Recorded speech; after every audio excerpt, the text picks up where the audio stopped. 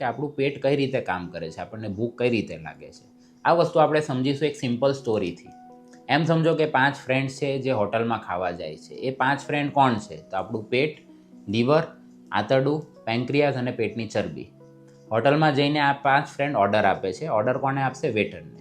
એટલે જ્યારે આપણું પેટ ખાલી હશે તો એ ઓર્ડર કોને આપશે? આપણા મગજને આપશે. એટલે પેટમાં એક ગ્રેલિન કરીને હોર્મોન હોય જે મગજને ઓર્ડર આપે કે ભાઈ મારા પેટમાં જગ્યા ખાલી છે, ખાવાનું અંદર નાખો. વેટર શું કરશે કે અંદર કિચનમાં જશે ને ત્યાં આગળ શેફને ઓર્ડર આપશે ખાવાનું બનાવવાનું.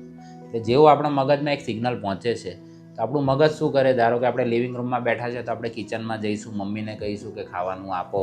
આપણા હાથ છે તે રોટલીને તોડશે, મોઢામાં મૂકશે, મોઢું ચાવશે અને આપણું ખાવાનું અંદર જશે. એટલે મગજ એક ઇમ્પોર્ટન્ટ ઓર્ગન છે જે આ બધી વસ્તુને કોઓર્ડિનેટ કરે છે. એટલે વેટરે જેમ અંદર જઈને સિગ્નલ આપ્યું, બધા કામે લાગી ગયા અને આપણી સામે ખાવાનું આવ્યું.